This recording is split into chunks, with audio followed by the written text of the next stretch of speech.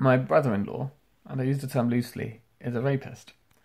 He's friends with a convicted rapist slash pedophile. His granddad is friends with a man who was arrested for 3 years for possessing 11,000 indecent images of child pornography. His granddad in question, my granddad-in-law in question, also was accused of sexually assaulting his own children and sexually assaulting an adult with learning difficulties. I have proof of all this, screenshots, video recordings and emails. When presenting this truth to the mother-in-law and the sister-in-law, in a way of hoping that they would help my wife take the rapist to court, they decided to defend the rapist. They had decided to misinform friends of the family about what happened despite the proof. And so he got away with it.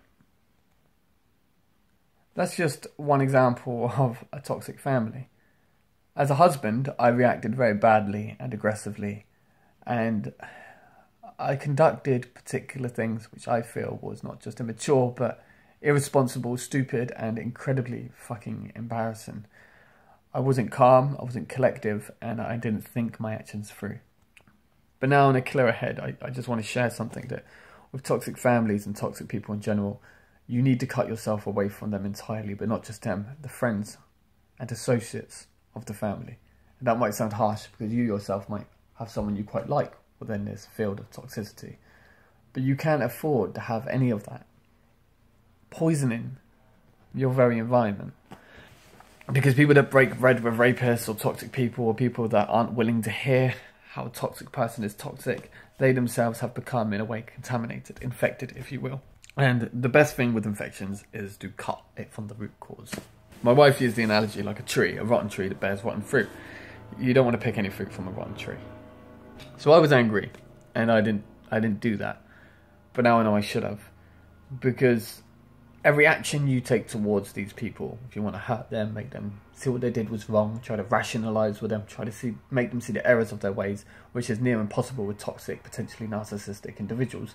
But every time you do that, all you do is justify their rationale. You justify what they assume is correct in the world. Even on a deep subatomic level, they know they're wrong. But every time you do something such as attack them in any way, shape or form, it allows them to further believe the warped reality that they've conjured up and manifested everything within. The best thing to do is literally walk away from them, everyone associated with them, and start anew and fresh and move on and grow. I've seen my wife go through this process, and at first it was incredibly painful, and now she's thriving. She's beautiful. She's happy. She's coping really well. She's more content than she's ever been. But it's not an easy process, and you don't really get to hear from how it affects the loved ones, such as the husbands and the best friends, and even the wives. As a husband to someone that's been through that, it is very hard not to react badly all the time. A part of me wants to go around the house and throttle the rapist alive. I want to strangle him. I want to break his legs and arms. I want to grab my mother-in-law by the hair and just fucking ram it through a glass window because she's so narcissistic and evil and toxic. I want to literally bring a ballpoint hammer down to my sister-in-law's skull. These are dark thoughts. Obviously, I'm not a murderer and I wouldn't go through with them, but that's the kind of anger you have. Because not only am I now connected to a rapist, I'm connected to a family of toxic, poisonous individuals that unfortunately I have to deem as in-laws. I don't though, that's the point, I don't anymore, but you know, the best thing to do is remain calm and do what's best for your loved one who's going through this. And the best thing you do is be calm, collective, think through what you're going to say, and allow them to move on away from these people.